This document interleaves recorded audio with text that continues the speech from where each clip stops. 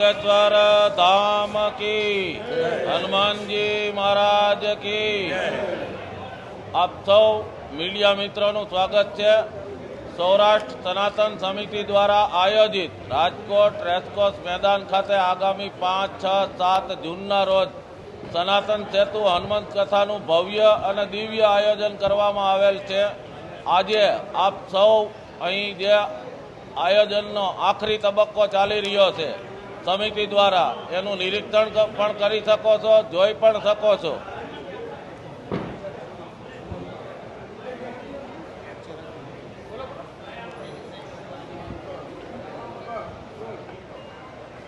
तो आज आप सौ મળ્યા छी मीडिया मित्रोए ज्यारथी कार्यालय उद्घाटन थयुं, कार्यक्रम नक्की थयो त्यारथी खूब ज सपोर्ट आपेलो छे અને આજે આખરી તબક્કાનું આપણે જે આયોજન કરવામાં આવી રહ્યું છે, છેલ્લી ઘડીનું તૈયારીઓ થઈ રહી છે આયોજકો દ્વારા, એનું નિરીક્ષણ કરી લોકોના ધ્યાન ઉપર મૂકો એ માટે આપ સૌ સાથે મુલાકાત ગોઠવવામાં આવેલી છે। 100 ફૂટ બાય 45 ફૂટનું ભવ્ય સ્ટેજ બનાવવામાં આવેલું છે। 24 ખંડોમાં વિભાજિત અલગ અલગ બેઠક વ્યવસ્થા આવનારા ભક્તોને ધ્યાનમાં રાખી કોઈને કંઈ અગવડતા ન પડે એને અનુલક્ષીને બેઠક વ્યવસ્થા કરવામાં આવેલી છે। પ્રાઇવેટ સિક્યુરિટી એજન્સીને કામ આપેલું છે સુરક્ષાની દ્રષ્ટિએ।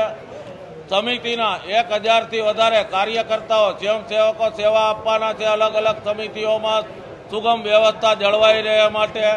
અને આવતીકાલે 4 તારીખે સાંજે 6 થી 7 વાગે રાજકોટના અલગ અલગ ઝોનમાં 12 જેટલી કળશ યાત્રાઓ સનાતન સેતુ હનુમંત કથાના આગમનને પગલે રાખવામાં આવેલી છે। એ અલગ અલગ વિસ્તારમાં 12 ઝોનમાં કળશ યાત્રા થવાની છે। 5 તારીખે મહારાજશ્રીનું આગમન રાજકોટ એરપોર્ટ ખાતે થશે।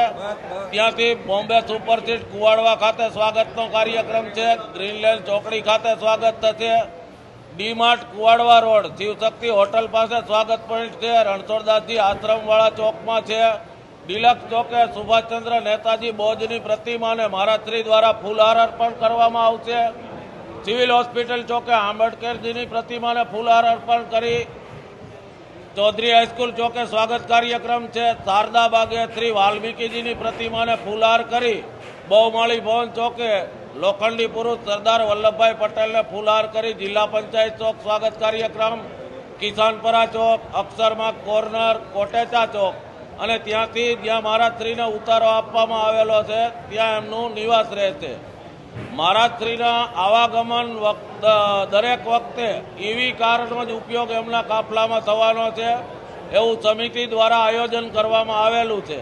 અને આપના મીડિયાના માધ્યમથી હું સર્વે ભક્તોને પણ અપીલ કરું છું કે શક્ય ત્યાં સુધી સીએનજી અને ઈવી વાહનનો ઉપયોગ કરી અગર તો કોર્પોરેશન દ્વારા આજે જે રૂટ જાહેર કરવામાં આવે કથા સ્થળે આવવા માટેનો એનો માસ ટ્રાન્સપોર્ટેશનનો વધુમાં વધુ ઉપયોગ કરી જે અત્યારે વૈશ્વિક પરિસ્થિતિ છે એમાંથી આપણે સુગમ રસ્તો કાઢી આપણા ધર્મનું રક્ષણ કરવા, ધર્મનું જ્ઞાન લેવા અને શ્રદ્ધા વિશ્વાસથી સૌ આ સનાતન સેતુ હનુમંત કથામાં જોડાય એવી સર્વ ભક્તોને અપીલ છે।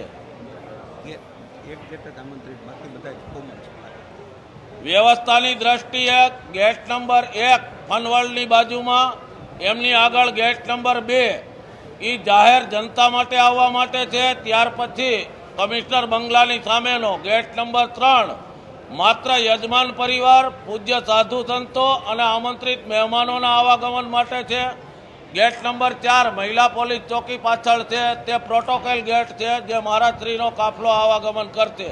ગેટ નંબર 5 એરપોર્ટ રોડ ફાટક સામેનો ગેટ નંબર 6 બાલભવનનો ત્યાંથી જાહેર જનતા ભક્તો પ્રવેશ કરી શકે છે। આવી વ્યવસ્થા ગોઠવવામાં આવી છે કે આવનાર કોઈ પણ ભક્તોને તકલીફ ન પડે।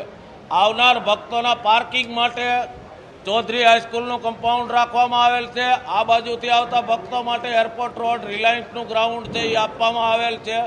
યજમાન પરિવાર અને આમંત્રિત મહેમાનો માટે ગ્રાઉન્ડની અંદર જ પાર્કિંગની વ્યવસ્થા કરવામાં આવેલી છે। એટલે દરેક ભક્તો આની નોંધ લે અને સુચારુ આયોજન માટે જ્યાંથી જે વ્યવસ્થા રાખવામાં આવેલી છે ત્યાંથી જ પ્રવેશ લે એવી અપીલ છે। ત્યારથી લઈને જે વિવાદ સામે આવ્યો છે એ વિજ્ઞાન જાતા હોય, કોંગ્રેસના ધારાસભ્ય જિજ્ઞેશ મેવાણી હોય, સામાજિક આગેવાન પરસોત્તમ પીપળિયા હોય, તમામ લોકો આ કથાનો વિરોધ કરી રહ્યા છે. કઈ રીતે આને જોઈ રહ્યા છો અને કોઈ પણ પ્રકારનું વાતાવરણ ન દોડાય તે માટે શું વ્યવસ્થા કરવામાં આવશે? જી ચોક્કસ, વાતાવરણ ડોળાય એવી કોઈ પરિસ્થિતિ અમને લાગતી નથી. પોતે પોતાનો મત રજૂ કરવાનો ભારતીય બંધારણે સૌને અધિકાર આપ્યો છે અને ક્યાંય વાતાવરણ ડોળાય એવી પરિસ્થિતિ નથી. આપ સૌ જાણીએ છીએ સનાતન ધર્મ સતયુગ, દ્વાપર, ત્રેતા અને આ કળયુગ, સનાતનની ઉપર પ્રહાર કરવાવાળા સનાતનીઓ જ છે. આ વર્ષોથી આદિકાળથી પરંપરા ચાલી આવે છે. સૌ પોતપોતાનો મત રજૂ કરે છે. જેમણે ચેલેન્જ આપી એને મીડિયાના માધ્યમથી બાબાશ્રીની આજ્ઞાથી આયોજન સમિતિએ કીધું છે કે આપ પધારો, કથા શ્રવણ કરો અને દિવ્ય દરબારનો લાભ લ્યો. આપના પ્રશ્નોનો જવાબ પણ બાબા જાહેર મંચ ઉપરથી આપશે. કેટલીક શરતો મૂકી છે, પ્રોટેક્શન આપવું, વ્યવસ્થા કરવી, શરતો મૂકી. એ શરતોનું એમણે તંત્ર પાસે કે પોલીસ તંત્ર પાસે પ્રોટેક્શન માંગવાનું હોય. સમિતિને રાજ્ય સરકારે કે સરકારે એવો કોઈ પાવર નથી આપ્યો કે અમે કોઈને પ્રોટેક્શન આપી શકીએ. અમે બાંહેધરી આપીએ કે ગ્રાઉન્ડમાં એમની સાથે કોઈ ખરાબ વર્તન નહીં થાય.